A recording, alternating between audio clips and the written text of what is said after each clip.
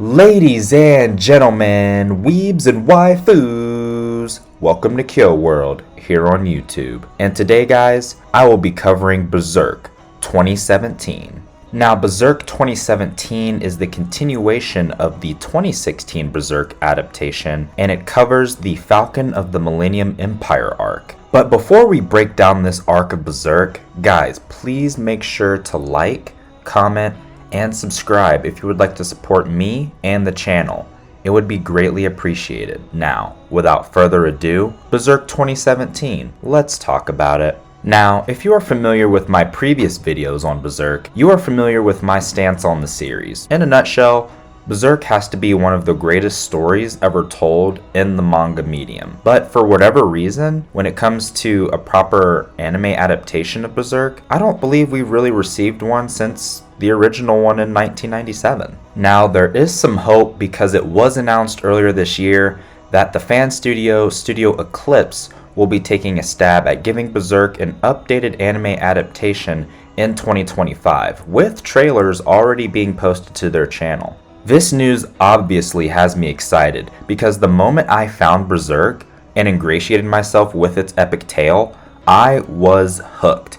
It was beyond me how Guts was still able to find the will to keep moving on after everything that he has endured over the years. The story is so captivating that it deserves its shine in the anime medium, because I'm sure all of you are aware by now, the 2016-2017 adaptations for Berserk are a complete dumpster fire disgrace. However, that is what I am here to cover for you all, in case you are interested in the Berserk story but cannot find it in you to suffer through the terrible animation of the 2016-2017 adaptations.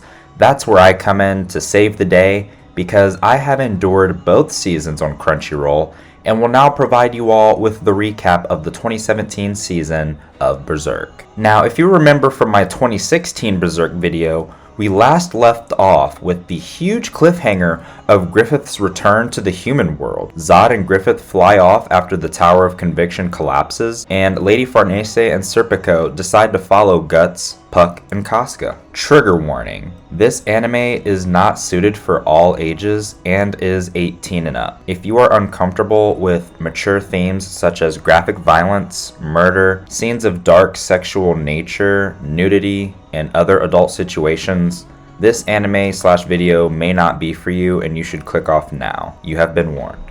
In episode 13, Guts and Puck take Casca back to Godot's home to find Godot has died. Griffith appears, wanting to know how meeting Guts would feel, and is pleased that he feels nothing and can continue to pursue his dream. Guts attempts to kill him, but is stopped by Zod, who duels him fiercely until Zod's sword shatters against Dragon Slayer. Zod destroys Godot's iron mine and home. Griffith ponders whether the feelings he has are caused by the demon child who became his vessel, and saves Casca from being crushed by falling rocks. He then offers Rickert a place in the new Band of the Falcon before leaving with Zod.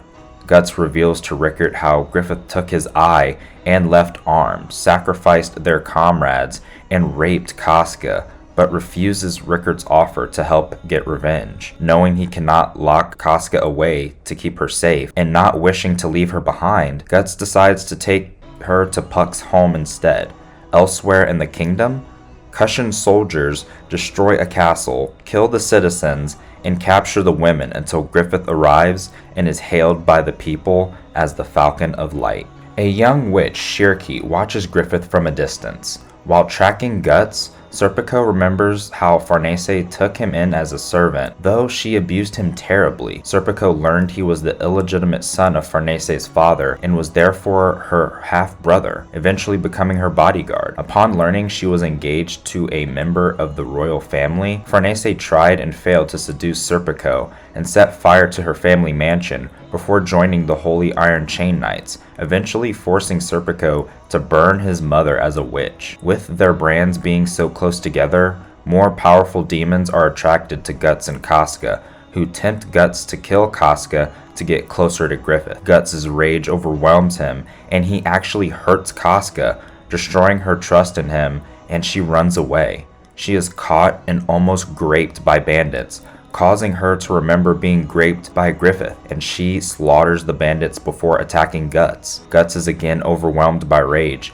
and almost grapes Casca before regaining control over himself. They are later found by Isidoro, Farnese, and Serpico, who ask permission to accompany Guts on his mission. Next, a Kushan-occupied city is liberated by Griffith and his new band of the Falcon, composed of Nosferatu Zod, Sir Locust the Moonlight Knight, and the exiled assassin Roxas, Grunbeld the Giant, and Irvine the Archer. Joined by the clairvoyant girl Sonia, the Falcons later dealt with a Kushan legion that overwhelmed Midlanders under the command of Mule Wolfflame. Though Mule was upset to learn Kushan prisoners are given a choice to join Griffith's army, and that some of the army's members are demonic cannibals, Mule was mesmerized by seeing Griffith holding final rites for the fallen whose spirits depart while bidding farewell to their families. Mule is overcome with emotion from being in Griffith's presence, immediately pledging his loyalty to him. Meanwhile, after Farnese cuts her hair to prove her resolve, Guts allows her, Serpico, and Isidoro to travel with him as he no longer trusts himself to protect Casca on his own. Guts does warn them that traveling with him means they would not be able to sleep at night. The group later fended off attacking specters after nightfall. Farnese becomes depressed after Casca disappears and she gets lost in the forest trying to find her. A shepherd warns Guts' group about an imminent battle between Griffith's army and the Kushans, and also about trolls infesting a nearby area. Serpico admits to Guts he desires to kill him in a fair duel, but as long as Farnese desires to stay with Guts, he will treat him as an ally. Isidoro practices dueling with Guts. A group of trolls attack but are driven away by the witch Shirky, whom Isidoro manages to insult, and her elf companion, Evalera, before disappearing. Casca continues to be afraid of Guts and becomes attached to Farnese. They come across an old man whose village is being attacked by trolls, but as the local lord has taken his army to support Griffith, the villagers are hoping to find help from a witch rumored to live nearby. Almost immediately, they stumble upon Shirky's house as Casca and Guts' brands also allow them to pass through their protective barrier. Guts mistakenly believes Shirky's earth golems are ghouls and destroys several of them before Shirky reveals herself as an apprentice to the elderly witch Flora, who has been waiting for Guts and Casca to arrive. Revealing an old friend of hers mentioned Guts and Casca would come to her abode. Flora learns of the plight befalling Enoch Village, but due to her failing health, Flora offers Morgan the aid of her apprentice Shirky to deal with the trolls. Flora asks Guts to aid Shirky, offering him a spell that would temporarily cloak him and Casca from being attacked by specters. During the dinner that followed, Flora explains their plane of existence exists alongside the astral world, whose many layers contain various supernatural beings and realm of ideas, which all creation derived from. Guts later shows Flora the Beheret and is told that it's a gateway to link the physical world with the layer where the God Hand dwell. Learning its senior members were once human like Griffith, and they answered to a higher power within the deepest layer of the astral plane. Shirky, overhearing Guts' talk with Flora, assumes Griffith is the fifth angel prophesied by the Holy See, while told that he was the one who branded Guts. The next day, Guts' group received magical weapons. Serpico receives a cloak and sword imbued with sylphs, Isidoro a dagger imbued with salamanders, and Farnese a silver short sword, along with silver chainmail tunics for herself and Casca as added protection from evil creatures. Guts turns down accepting a battle axe before he and others leave for the Enoch village. Flora meeting up with her friend the Skull Knight, who requests a favor regarding Guts. Guts' group arrives at Enoch village, but are turned away by the priest, who claims that Shirky is merely a child in a costume, but allows them to stay when Guts claims Casca is a religious pilgrim. Isidoro trains by himself and talks with Morgan about his past and Isidoro's dreams for the future. Shirky is accosted by children who throw rocks at her for being a witch. Shirky expresses distaste of the local church, which was deliberately built on a site of a spirit temple, along with many other temples replaced by churches in an attempt by the Holy See to expand their authority. This included chasing the witch Flora from the village, banishing her to the forest. Guts points out she can always choose not to help the village if she doesn't want to. The trolls attack and Shirky summons everyone to the church for safety. Guts, Farnese, Serpico, and Isidoro fight the trolls while Shirky shows concern about the mysterious source of Guts' strength and of the dark shadows that cling to the Dragon Slayer. Shirky begins to cast a spell from the church roof, angering the priest who tries to stop her, only to end up trapped on the roof along with Shirky, Farnese, and Casca. While fighting a troll, Isidoro overbalances, trying to swing his sword one-handed, and Morgan is injured, saving him from the trolls. Shirky finishes casting her spell, summoning 4 guardian angels whose protective light crumbles the trolls to ashes and heals Morgan's injuries. With most of the trolls dead, the village comes under attack from a giant ogre. Guts fights the ogre but is attacked by a kelpie from the nearby river. Serpico fights alongside Guts, pitting his wind magic against the kelpie's water magic. Shirky sends her mind into the spirit realm and senses the spirit temple the church was built upon, originally a temple of undines, powerful water spirits. Shirky allows herself to be possessed by the river spirit, the Lady of the Depths, who channels magic through Shirky to flood the river, washing the trolls, kelpie, and ogre back into the underworld. However, the magic is too powerful, and Shirky is unable to pull her mind back from the spirit realm or break the spell flooding the village. Eva Lara has Farnese use Shirky's staff to help bring her back. Just as Shirky returns, Casca and Farnese fall into the water and are swept away. As the villagers celebrate, Shirky tracks Casca and Farnese with magic and senses that they have been captured by more trolls. Despite the villagers' gratitude, Shirky feels responsible for the destruction caused by her inexperience as a witch. She receives permission from the priest to build a shrine in the village to appease the angry water spirits. Isidoro receives a smaller sword as thanks for Morgan that is easier for him to fight with. Serpico's injuries force him to remain in the village, while Guts, Shirky, and Isidoro immediately leave to rescue Casca and Farnese. Shirky realizes they have stumbled into a dangerous part of the astral realm known as Qlifoth. She telepathically communicates with Farnese and Casca in the Trolls' Cave, where the trolls are raping human women, forcing them to become pregnant, and then devouring them after they give birth to troll offspring. Farnese protects Casca until Guts and the others arrive. Guts fights the trolls alone, while the others help the women escape. Slan, a member of the God Hand, appears and overpowers Guts. Shirky begins a spell to seal the cave, hoping that Guts escapes before she finishes. Slan torments Guts sexually and asks if he would be willing to become an apostle like Griffith did. At that moment, the Skull Knight appears to stop Slan, who reveals that Griffith is the reason the realms are merging. While she is distracted, Guts shoots her with the cannon in his arm.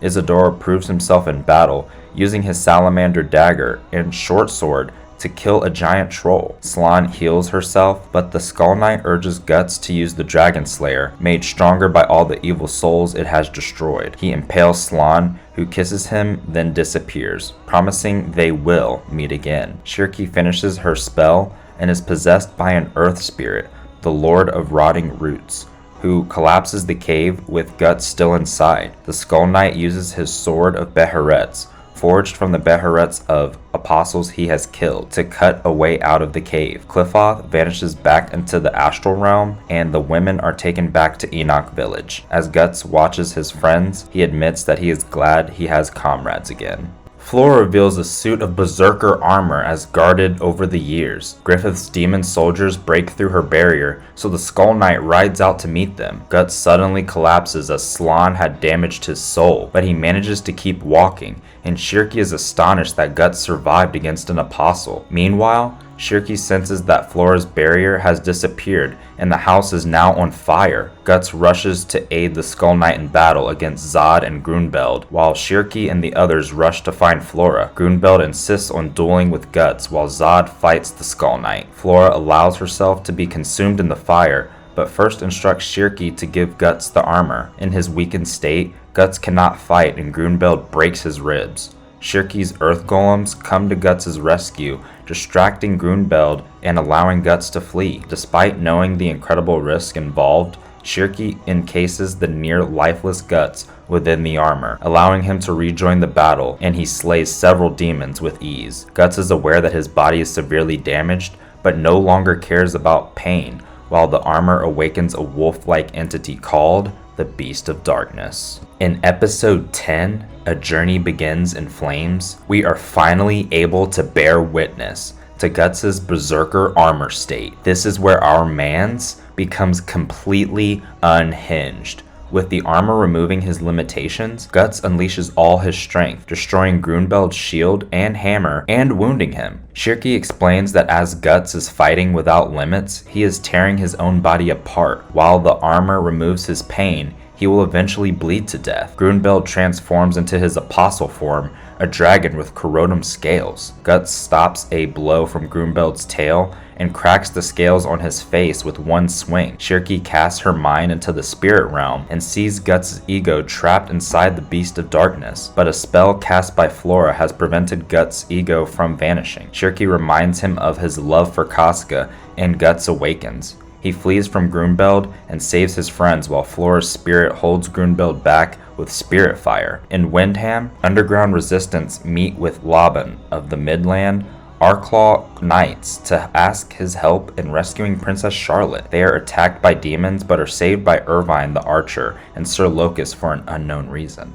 A month later, Guts has healed but still wears the armor. Shirky fears if he has to fight again, the armor will kill him. Guts' party resume their journey to Puck's home, an island called Skellig, half in the normal world and half in the astral plane, a home to both elves and mages. Farnese asks Shirky to teach her to use magic. The Skull Knight warns Guts of the effects of using the Berserker armor, and it is suggested that he was the armor's previous wearer. He also reveals Griffith is targeting witches like Flora as threats to his power, and that the Flower Storm Monarch, the Fairy King of Skellig, may be able to return Casca's sanity. At night, they are attacked by giant demonic alligators. Shirky casts a protection spell, whilst Guts, Serpico, and Isidoro fight the alligators. Guts struggles to keep the Beast of Darkness under control. Serpico manages to kill the Cushion mages controlling the alligators, but another mage causes them to be attacked by a sea monster. Guts loses control and the beast takes over,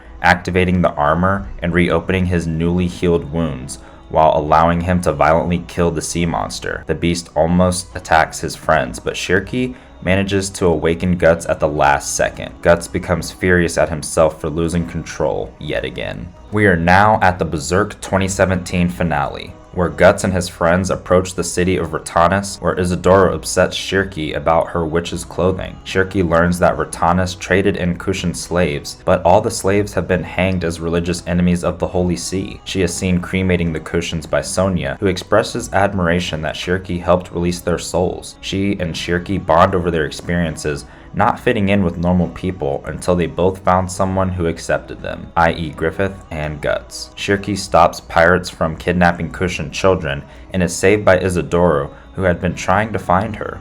Isidoro uses his new sword to skillfully fight the pirates until Mule Wolfflame arrives, searching for Sonia, and they defeat the pirate captain, all secretly witnessed by Guts. Sonia asks Shirky to accompany her, but Shirky turns her down to stay with Guts. Sonia warns Shirky to leave Ratanus quickly and shows her a vision of Ratanus burning. Later, Shirky dresses in human clothes, and she, Casca, and Farnese are protected from drunken soldiers by Guts. Shirky is happy that while she may be surrounded by human suffering, she can continue to smile with her new friends. And with that, we are at the end of the Berserk anime. The manga is still ongoing, however, unfortunately, there are no more Berserk episodes to consume after this. It is my hope that Studio Eclipse will pick up where this anime leaves off. However, if they are just going to redo the episodes that the 1997 Berserk covered, that would still be cool just to see Guts and company updated. At the end of the day, I will continue to support Berserk because I am too far hooked to the story to stop now. If you have made it to this point in the video, a huge arigato to you. And if you are new to the channel, please, once again, make sure to subscribe to the channel. And if you have seen Berserk, let me know in the comments, what tier would you put Berserk in? Is it S tier, A tier, etc.? I love hearing from you guys. And in the meantime and in between time, sayonara.